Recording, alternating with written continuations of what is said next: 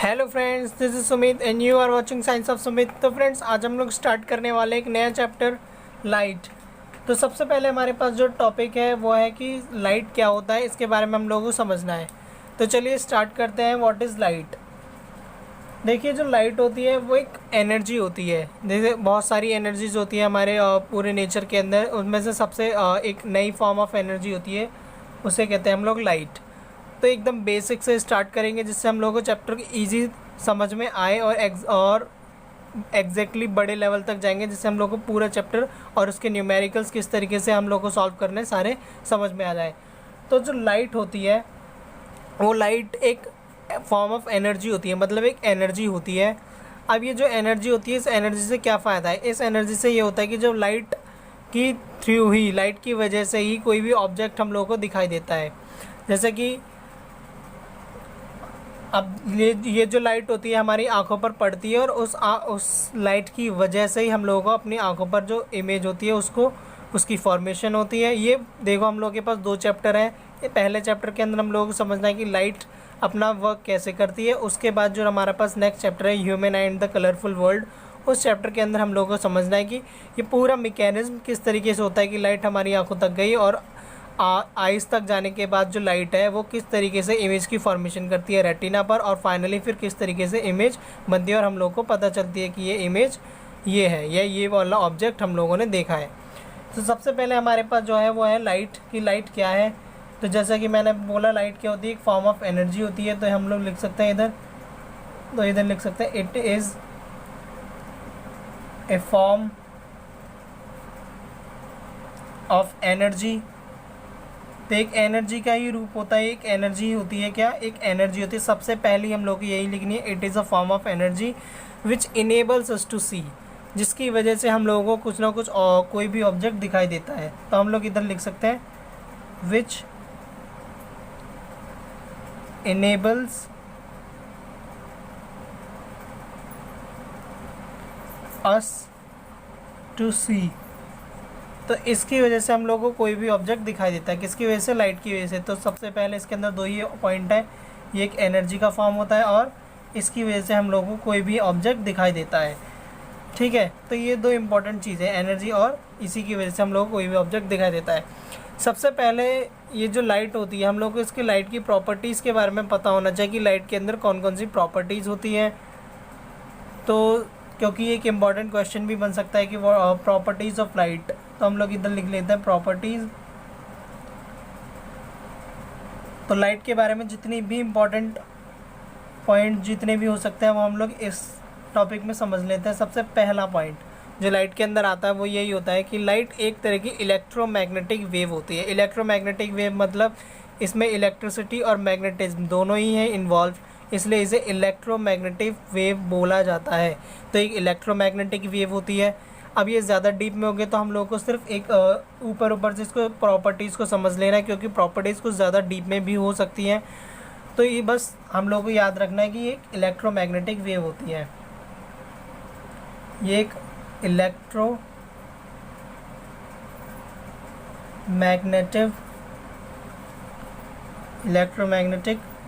Wave होती है। ये एक इलेक्ट्रोमैग्नेटिक वेव होती है जिसको, अब देखो, इलेक्ट्रोमैग्नेटिक वेव जो होती है ना, इनको किसी भी मीडियम की ज़रूरत नहीं होती ट्रैवल करने के लिए। जैसे कि साउंड है, साउंड एक इलेक्ट्रोमैग्नेटिक वेव नहीं है, इसको ट्रैवल करने के लिए एयर की ज़रूरत है या वाटर की ज़रूरत है। कोई एक मीडियम चाहिए जिसके थ्रू साउंड ट्रैवल कर सकता है। मतलब अगर कोई मीडियम होगा उसकी वजह से पार्टिकल्स का वो कंप्रेशन रिक्रेशन करेगा, जिसकी वजह से कंप्रेशन रिग्रेशन होगा, जिसकी वजह से फिर वो साउंड आगे को बढ़ेगा। लेकिन लाइट को किसी भी तरह की कोई मीडियम की ज़रूरत नहीं है, ये वैक्यूम में भी काम कर सकता है, ट्रैवल कर सकता है। तो इलेक्ट्रोमैग्नेटिक वेव होती है ये, और इसको कोई मीडियम की ज़रूरत नहीं होती। No medium required, no medium required to travel. Travel करने के लिए कोई भी मीडियम की ज़रूरत नहीं है। No medium required to travel. ठीक है, तो हमारे पास ये पहला पॉइंट हो गया, एकदम बेसिक है एकदम सब। और इसके बाद हमारे पास सेकंड पॉइंट जो इसके अंदर आता है, लाइट हमेशा स्ट्रेट लाइन में ही ट्रैवल करती है। लाइट हमेशा स्ट्रेट लाइन में ही ट्रैवल करती है। तो हम लोग इधर लिख सकते हैं light tends to travel in a straight line. light tends to travel in a straight line.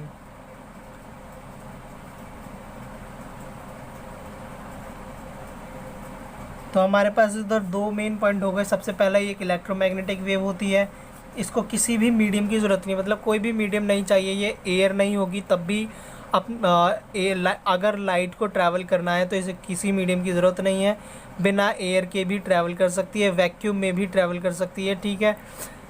Second important चीज़ ये है, लाइट हमेशा स्ट्रेट लाइन में ही ट्रैवल करती है, मतलब ऐसा नहीं है अब कोई ऑब्जेक्ट है जिधर से लाइट निकलती है, वो वहाँ से जो लाइट रेज होंगी वो हमेशा स्ट्रेट लाइन में ही ट्रैवल करेंगी, हमेशा स्ट्रेट लाइन। ऐसा नहीं है कि कोई कर्व या जिगजैग पाथ बनाएंगी, हमेशा स्ट्रेट लाइन होगी जिसमें लाइट ट्रैवल करती है। थर्ड इम्पॉर्टेंट चीज़ जो हमारे पास इसके अंदर आता है वो यही है कि लाइट के पास डुअल नेचर होता है। लाइट के पास डुअल नेचर मतलब दो नेचर होते हैं लाइट के। लाइट के पास डुअल नेचर होता है। कौन सा डुअल नेचर है? पहला, ये जो लाइट होती है वो एक वेव नेचर भी शो करती है, मतलब एक वेव की तरह भी होती है, वेव। और दूसरा होता है पार्टिकल। अब देखो ये जो पॉइंट है, ये पॉइंट बहुत ज़्यादा डीप में होगा तभी हम लोग को ईजी समझ में आ सकता है, और हम लोगों के पास इतना डीप में है नहीं इस चैप्टर के अंदर, तो हम लोग इसके बारे में सिर्फ ऊपर से इतना समझ सकते हैं। ये लाइट के पास डुअल नेचर होते हैं, दो नेचर होते हैं।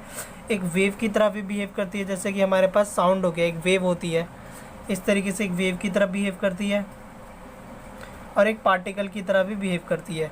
तो ये वेव की तरह और पार्टिकल दोनों नेचर रखती है। ये पार्टिकल की तरह भी ट्रैवल कर सकती है, मीडियम के अंदर भी और बिना मीडियम के भी।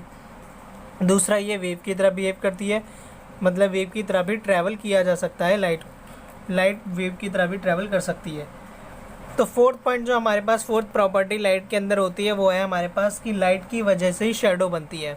जैसे कोई ऑब्जेक्ट है, अब जैसे ये पेन है, इस पेन की शेडो कब बनेगी? जब लाइट होगी, एक लाइट सोर्स है, उधर से लाइट आ रही है, उस लाइट की वजह से इस पेन की देख सकते हैं आप शेडो बन रही होगी। तो लाइट की वजह से ही शेडो बनती है। तो इधर हम लोगों ने देख लिया कि लाइट की वजह से शेडो बनती है, तो लाइट कास्ट शेडो, तो शेडो बनाने का काम भी लाइट का ही होता है। अब ये कैसे बनती है?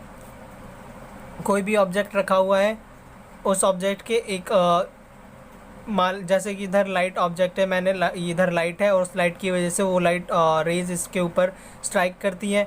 इसके ऊपर स्ट्राइक करने की वजह से क्या होता है, बाकी जो लाइट वेव्स होती है, रेज होती है, वो इस पेपर के इस पार्ट के ऊपर मतलब अपना इम्प्रेशन नहीं दे पाती, जिसकी वजह से ये जो पेन होता है, इस पेन की जो सरफेस होती है, उस पेन की सरफेस से लाइट रेज रिफ्लेक्ट होकर वापस चली जाती है और बाउंस बैक हो जाती है, और इस वजह से ये जो पेपर का पोर्शन है, इस पेपर पोर्शन पर लाइट रेज नहीं आ पाई, जिसकी वजह से शेडो बन गई। तो शेडो बनाने का काम भी लाइट करती है, तो लाइट कास्ट द शेडो। ठीक है। हमारे पास जो फिफ्थ इंपॉर्टेंट प्रॉपर्टी लाइट के अंदर होती है वो यही है कि लाइट की स्पीड जो होती है वो मैक्सिमम होती है वैक्यूम के अंदर। जैसे मैंने बोला, लाइट को कोई भी मीडियम किसी भी मीडियम की ज़रूरत नहीं है। देखो, कोई मीडियम ज़रूर होगा तो उसकी वजह से किसी न किसी ऑब्जेक्ट जो भी उसके अंदर ट्रैवल कर रही है उधर रेजिस्टेंस क्रिएट हो जाता है। जैसे अगर लाइट एयर के अंदर ट्रैवल करे या वाटर के अंदर ट्रैवल करे या किसी ग्लास या किसी ऑब्जेक्ट के थ्रू ट्रैवल करने की कोशिश करे, तो जो उसकी ट्रैवलिंग होगी, जो उसकी स्पीड होगी, वेलोसिटी होगी, वो थोड़ी वो कम हो जाएगी, क्योंकि उधर रेजिस्टेंस क्रिएट हो जाएगा, क्योंकि वो पार्टिकल, जैसे एयर के पार्टिकल्स उसको रोकने का काम करेंगे, वाटर के अंदर जो मॉलिक्यूल्स हैं, वाटर मॉलिक्यूल्स, वो उसको रोकने का काम करेंगे, या ग्लास हो गया वो उसके रोकने का काम करेंगे। तो एक रेजिस्टेंस क्रिएट करते हैं वो मीडियम जो होते हैं लाइट के लिए। तो इसीलिए सबसे ज़्यादा स्पीड कब होगी? जब इनमें से कोई भी मीडियम ना हो। ठीक है। तो हम लोग जानते हैं लाइट एक इलेक्ट्रोमैग्नेटिक वेव होती है, तो ये दोनों बिना मीडियम के भी ट्रैवल कर सकता है। ठीक है। तो कोई मीडियम ना हो, मतलब वैक्यूम हो, तो वैक्यूम के अंदर लाइट की क्या होगी? मैक्सिमम स्पीड हो जाएगी। फिर वैक्यूम में ये एक इम्पॉर्टेंट पॉइंट है, वैक्यूम के अंदर लाइट के पास, लाइट हैज़ मैक्सिमम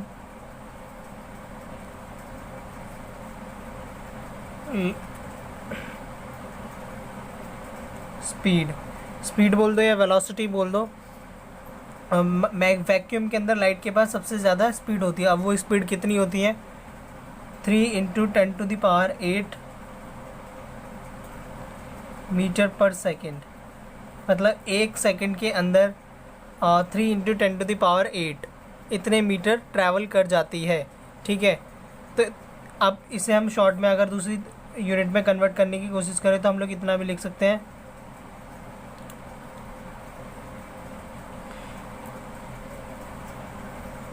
तो ये हमारे पास दूसरी यूनिट में कन्वर्ट हो गया, जिसे हम लोग बोल सकते हैं 3 लाख किलोमीटर्स पर सेकेंड, मतलब 1 सेकेंड के अंदर 3 लाख किलोमीटर तक लाइट ट्रैवल कर सकती है सिर्फ 1 सेकेंड के अंदर। तो ये एग्जैक्टली स्पीड होती है किसके अंदर, किसकी, लाइट की, वैक्यूम के अंदर। इसके बाद हमारे पास जो 6th इम्पॉर्टेंट प्रॉपर्टी लाइट के अंदर देखने को मिलती है वो है कि लाइट के पास कुछ फिनोमिना जो लाइट की करने का काम करती है वो है हमारे पास। जैसे कि लाइट है, जब वो किसी सरफेस पे गिरती है तो 3 फिनोमिनास कर सकते हैं। सबसे पहला तो इधर हम लोग लिख सकते हैं व्हेन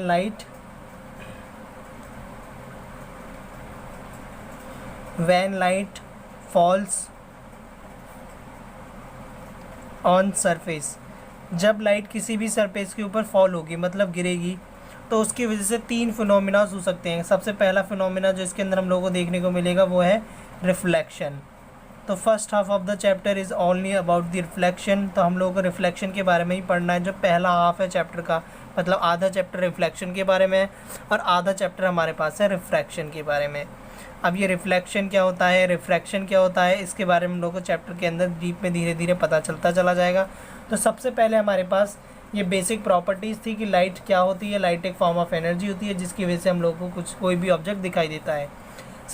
उसके बाद हमारे पास प्रॉपर्टीज़ आई जिसके अंदर हम लोगों ने देखा इलेक्ट्रोमैग्नेटिक वेव होती है। इलेक्ट्रोमैग्नेटिक वेव है तो इसको किसी भी मीडियम की ज़रूरत नहीं है, नो मीडियम रिक्वायर्ड। इसे कोई भी मीडियम नहीं चाहिए ट्रैवल करने के लिए। दूसरा, इसके अंदर जो लाइट हमारे पास थी वो लाइट जो है वो स्ट्रेट लाइन में ट्रैवल करने का काम करती है।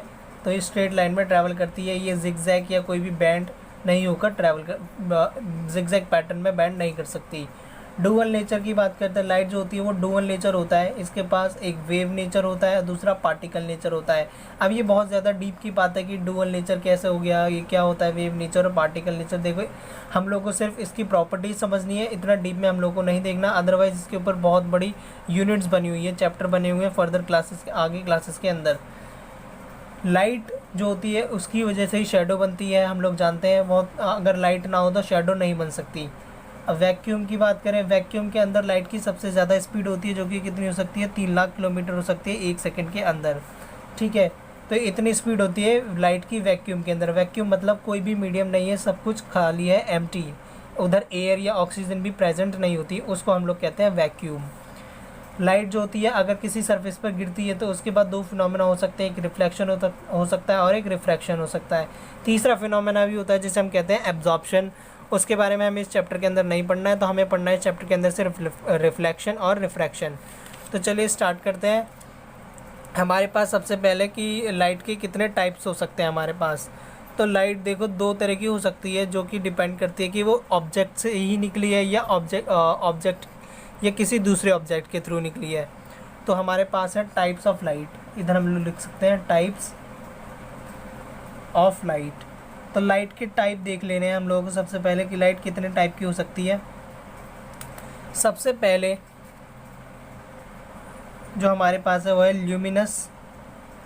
Luminous objects.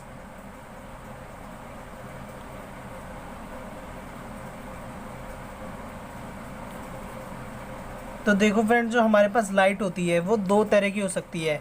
वो डिपेंड करती है कि लाइट जो है वो एक उसी सोर्स से निकली है जिस सोर्स से लाइट जिसके पास है। जैसे कि कोई बल्ब है या ट्यूबलाइट है या सन है, सन, ट्यूबलाइट, बल्ब, इनके पास अपनी लाइट होती है, मतलब they has their own light.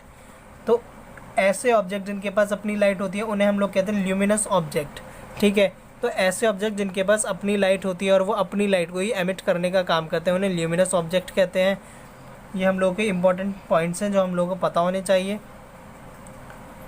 तो इधर लिख सकते हैं those objects which has their own light, which have their own light। तो ऐसे ऑब्जेक्ट जिनके पास अपनी खुद की लाइट होती है उन्हें हम लोग कहते हैं ल्यूमिनस ऑब्जेक्ट। इसके एग्जांपल हमारे पास कौन कौन से हो गए? इसके एग्जांपल हमारे पास हो गया सन, सबसे बेटर एग्जांपल सन। इसके बाद हमारे पास बल्ब, ट्यूबलाइट भी हो सकता है। तो ये कुछ हमारे पास एग्जांपल हो गए जो क्या कहते हैं ल्यूमिनस ऑब्जेक्ट्स होते हैं। तो सन, बल्ब, ट्यूबलाइट। देखो कुछ वॉर्म्स भी ऐसे होते हैं जो कि ल्यूमिनस ऑब्जेक्ट का काम करते हैं। कुछ क्रिएचर, छोटे छोटे जो क्रिएचर्स होते हैं वो भी ल्यूमिनस ऑब्जेक्ट का काम करते हैं, लेकिन हम लोग के पास ये एग्जांपल सफिशिएंट है लिखने के लिए। सेकंड हमारे पास होते हैं नॉन ल्यूमिनस ऑब्जेक्ट, ऐसे ऑब्जेक्ट जिनके पास अपनी लाइट नहीं होती लेकिन वो तब भी लाइट को एमिट करने का काम करते हैं। अब कैसे करते हैं अभी हम लोगों को समझना है। नॉन ल्यूमिनस ऑब्जेक्ट्स, तो एग्जैक्टली इसका उल्टा ही है। नॉन ल्यूमिनस ऑब्जेक्ट्स में मतलब इनके पास अपनी कोई की लाइट नहीं होती। इसमें क्या होता है, ये ऐसे ऑब्जेक्ट्स होते हैं जो दूसरे सोर्स से लाइट लेते हैं। जैसे कि अब ये ल्यूमिनस ऑब्जेक्ट है, इस ल्यूमिनस ऑब्जेक्ट से लाइट आई, वो लाइट किसी दूसरे नॉन ल्यूमिनस ऑब्जेक्ट पे, जैसे कि हमारे पास लाइट सोर्स है, ठीक है, जैसे कि ट्यूबलाइट है, उस ट्यूबलाइट से लाइट आई और इस पर रिफ्लेक्ट हुई, और इससे रिफ्लेक्ट होने की वजह से फिर वो लाइट किसी दूसरी सरफेस पे जाके स्ट्राइक करती है और फॉल करती है, ठीक है। तो ल्यूमिनस ऑब्जेक्ट है मेरे पास ट्यूबलाइट, उस ट्यूबलाइट से फिर इस नॉन ल्यूमिनस ऑब्जेक्ट जिसके पास अपनी कोई लाइट नहीं है, जैसे पेन, इसके ऊपर स्ट्राइक करती है और इससे फिर रिफ्लेक्ट होकर किसी दूसरे ऑब्जेक्ट पे जाती है। तो वो जो ट्यूबलाइट है वो ल्यूमिनस ऑब्जेक्ट है और ये जो पेन है ये नॉन ल्यूमिनस ऑब्जेक्ट है, लेकिन ये तब भी लाइट एमिट करने का काम कर रहा है। तो ये हमारे पास दो तरह के ऑब्जेक्ट हो गए। उसमें से नॉन ल्यूमिनस ऑब्जेक्ट कैसे ऑब्जेक्ट्स हो गए? Objects which reflect light from other sources. तो हम लोग लिख सकते हैं इधर objects which reflect light from other sources. तो दूसरे सोर्सेज से लाइट को क्या करते हैं, ये रिफ्लेक्ट करने का काम करते हैं। तो हमारे पास हो गए, और इनके पास इधर ये भी लिख सकते हैं they do not have their own light, they do not have their own light. इनके पास अपनी कोई लाइट नहीं होती है एमिट करने के लिए, दूसरे सोर्सेज की लाइट को यूज़ करते हैं और फिर उस लाइट को एमिट करने का काम करता है। इसके एग्जांपल हमारे पास हो गया, सबसे बढ़िया एग्जांपल है हमारे पास मून। देखो मून के पास अपनी कोई लाइट नहीं होती, ये जो लाइट होती है वो सन से आती है और उस सन की लाइट को ये रिफ्लेक्ट करने का काम करता है, जिससे हम लोगों को लगता है कि ये लाइट एमिट कर रहा है, ठीक है। तो ये एक नॉन ल्यूमिनस ऑब्जेक्ट है, इसके पास अपनी कोई लाइट नहीं होती। इसके बाद हमारे पास कोई भी ऑब्जेक्ट हो सकता है, जैसे कि टेबल हो गया, पेन हो गया, जैसे मैंने आपको बोला, तो कोई भी एग्जांपल हो सकता है। अब हमारे पास टेबल हो गया, पेन हो गया, ट्री हो गया, कोई भी एग्जांपल हम लोग लिख सकते हैं इधर। तो हमारे पास बहुत सारे एग्जांपल हैं नॉन ल्यूमिनस ऑब्जेक्ट्स के लिए, ठीक है। तो हम लोगों ने देख लिया ओवरऑल की लाइट क्या होती है और लाइट के टाइप्स क्या होते हैं। तो फ्रेंड्स ये था हमारा आज का वीडियो लेक्चर, जिसके अंदर हम लोगों ने एकदम बेसिक से समझा कि लाइट के बारे में, उसकी प्रॉपर्टीज़ भी देखी, ल्यूमिनस ऑब्जेक्ट क्या होते हैं, नॉन ल्यूमिनस ऑब्जेक्ट्स क्या होते हैं। अभी हमारे पास और भी बेसिक वीडियोस आने वाली है, जिससे कि हम लोगों को एक चैप्टर का पूरा ओवरव्यू मिल जाएगा और हम लोगों को समझ में आ जाएगी चैप्टर के अंदर कौन कौन से टर्म्स आने वाली है और हम लोगों को किस तरीके से उन टर्म को यूज़ करना है। तो आई होप आपको ये वीडियो पसंद आया होगा, तो प्लीज़ चैनल को सब्सक्राइब कीजिए, वीडियो पर लाइक कीजिए और कमेंट कीजिए कोई भी क्वेरी। Thank you.